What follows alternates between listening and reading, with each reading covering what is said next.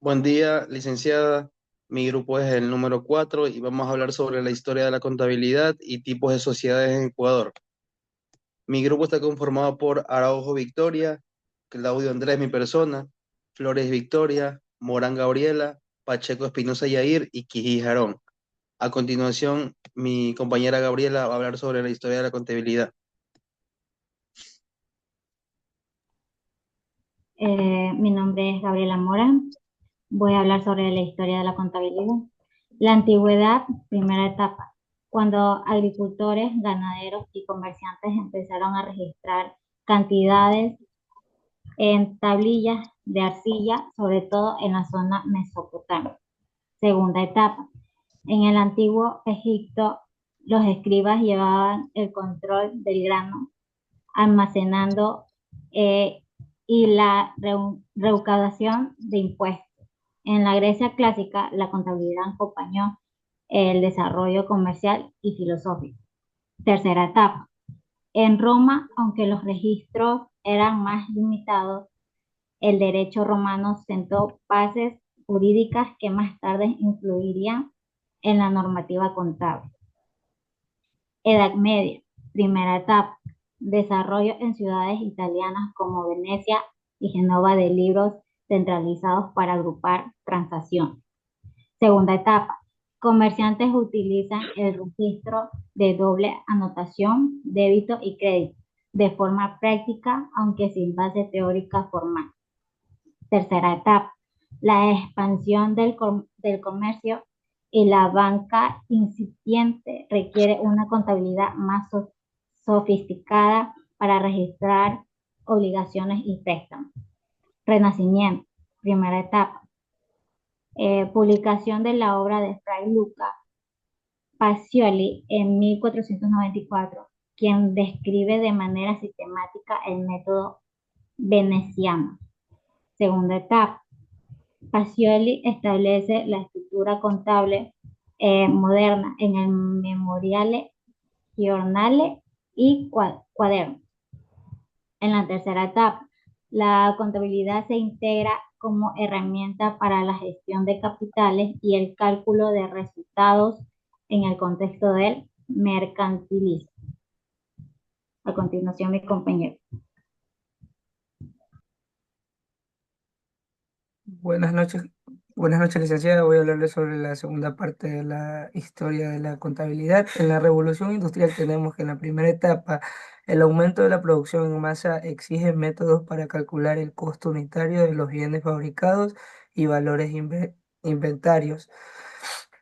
En la segunda etapa surge la contabilidad para propósitos internos, distinta la administración de la contabilidad para usuarios externos y financiera. En la tercera etapa se inicia la organización formal de profesión contable, por ejemplo, la creación de institutos de contados públicos en Europa y en Estados Unidos a finales del siglo XIX. En la edad contemporánea tenemos que en la primera etapa, a raíz de la crisis financiera como la Gran Depresión, se crean organismos para proteger los inversores y establecer normas obligatorias. En la segunda etapa pasa lo que es la introducción de máquinas de contabilidad electromecánicas y luego a mediados de siglo los primeros softwares contables y sistemas de procesamiento de transacciones. En la tercera etapa pasa que la contabilidad se establece plenamente como una disciplina científica, como un fuerte desarrollo académico y conceptual. En la actualidad, en el nuevo milenio, tenemos que en la primera etapa pasó la generalización de las normas internacionales de información financiera, que son las NIF, para estandarizar la presentación de reportes a nivel mundial. En la segunda etapa, la mayoría de los sistemas contables migran a plataformas digitales y servicios en la nube, permitiendo la integración y el acceso remoto. En la última y tercera etapa, la aplicación de inteligencia artificial, blockchain y análisis de datos para automatizar auditorías, predecir tendencias y transformar el rol del contador en asesor. Muchas gracias. A continuación, mi compañera.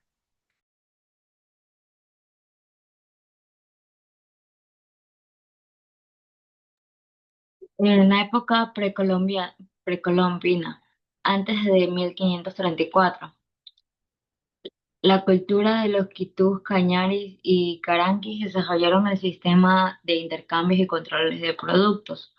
Los quipus eran instrumentos hechos con cuerdas y nudos.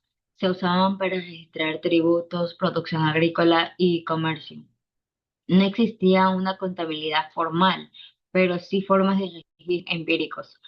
En la época colonial, entre 1534 y 1822, se introducen los principios contables europeos y se aplican métodos de partida simple en la administración de las haciendas, minas y bienes eclesiásticos. Se crean libros de cuentas para el cobro de tributo y diezmo.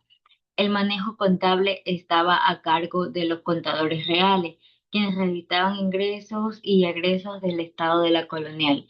En 1830, el nacimiento de Ecuador se constituyó como Estado independiente a inicios de la década de 1830. Se dieron grandes cambios en la economía, como la política, las estructuras sociales y las relaciones internacionales.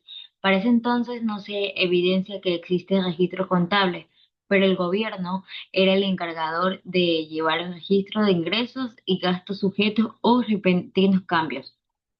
En 1831 se estableció el sistema bimetálico plata o oro con una relación de 16:1 y fijo al peso feble de 8 reales. Como unidad monetaria se proliferó la falsificaciones monetarias. En 1834, Ecuador empezó con la deuda externa del 21,50% del total como fruto de los repartos de los antiguos estados de la Gran Colombia. Al nacer la República del Ecuador, solo se contó con un ministro secretario general, pero a los pocos años ya se estructuró mejor el nacimiento del Estado con 3 ministerios. Y en 1865 se impulsó la creación de los primeros bancos que concedían créditos o productores y comerciantes. En el año de 1865 se creó el Banco del Ecuador, transformándose en la columna vertebral del sistema fiscal. Sus funciones eran creación de billetes y monedas hasta el manejo de las cuentas del Estado y retención del impuesto. Y en 1867 se dio un auge a la creación de instituciones de crédito. En 1868 se fundó el Banco de Quito. Posteriormente se establecieron cajas de ahorro y crédito en la capital y en Cuenca. A continuación, mi compañero. Buenas noches, yo soy Yair Pacheco y le voy a hablar sobre lo que es 1883 hasta el 2002 en la actualidad. Lo que es en 1883, el gobierno de José María Camacho se promulgó lo que es la 10ª Constitución, cuyo objetivo es realizar un nuevo ordenamiento fiscal y tributario. En 1884 a 1900, el Congreso eh, Sucre como el signo de monetario ecuatoriano, se conservó el bimetalismo que fue combinado en 1900 cuando se adoptó el sistema monetario monometálico. En 1900 a 1970 se dice que en la presidencia del doctor Isidro Ayora se produjo reforma financiera, lo que se crea el Banco Central del Ecuador, la superintendencia del banco y superintendencia de campañas. De 1900 a 1930 se consolidan lo que es la Escuela de Comercio y Contabilidad en Guayaquil, Quito y Cuenca. De 1935 se crea lo que es el Colegio de Controladores de Guayas, uno de los primeros gremios contables del país. Y de 1950 a 1970 se emplea lo que es utilizar la maquinaria contable y sistema de mecanismos. De 1977 a 1990 se prueba lo que es la ley del ejército profesional del controlador público y la figura del controlador público autorizado, que es la CPA. También se crean lo que es colegios de controladores públicos provinciales y se fortalece lo que son códigos de ética profesional. Lo que es el 2012 en la actualidad, se promulga lo que es la NS de la 16 a la 27 de las mismas, lo que se entra en vigencia a partir del 2002.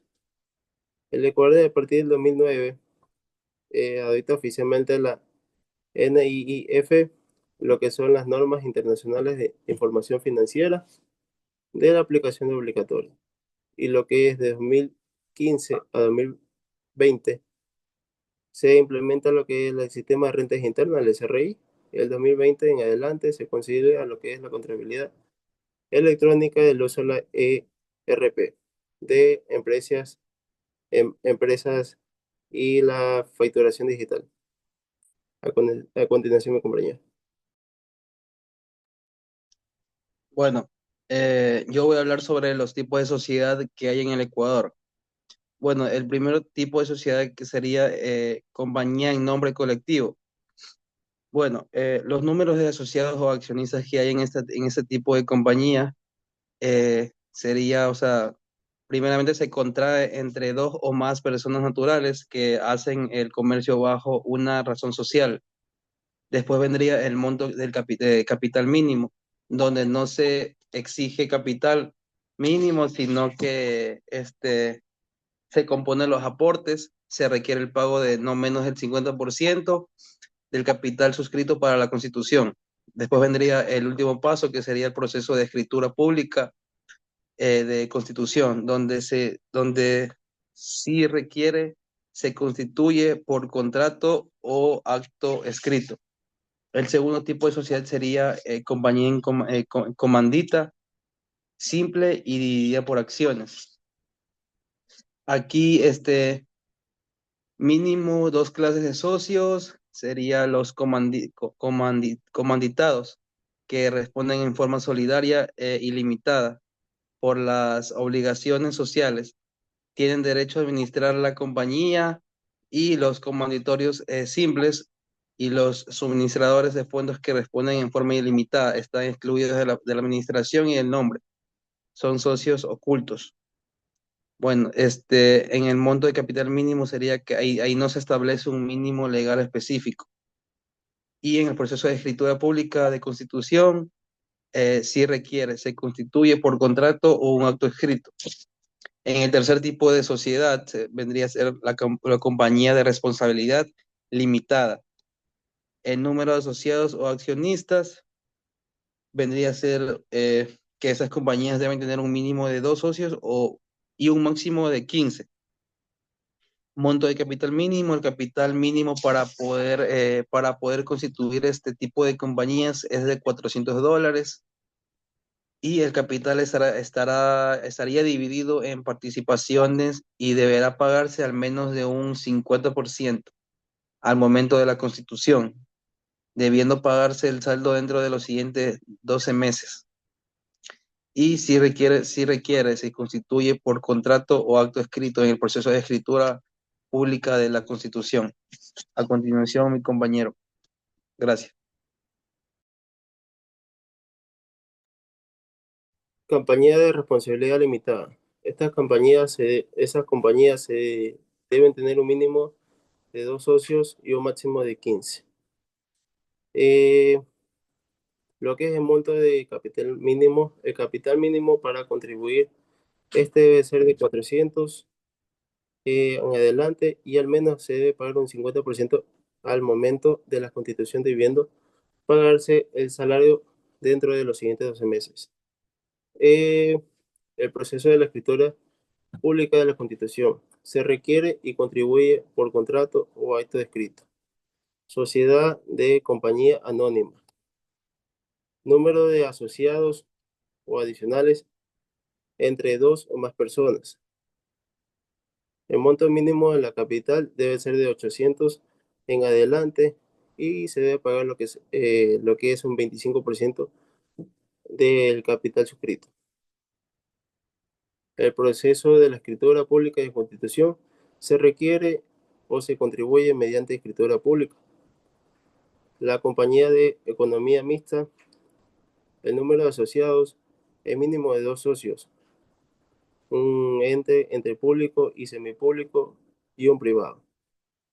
Y lo que se debe de pagar mínimo al monto capital es de un 50%, ser aportado por las entidades del derecho público o semipúblico. El proceso de escritura pública de constitución se contribuye por contrato o por acto escrito. Y sociedad por acciones simplificadas, el número de asociados puede contribuirse por una o más personas. No exige un capital mínimo y tampoco es necesario, salvo que se aporten bienes inmunes, ya que se contribuye mediante un documento privado. Gracias. Bueno, licenciada, ese fue el grupo número 4 y eh, para concluir, aquí le muestro las bibliografías y bueno, muchas gracias.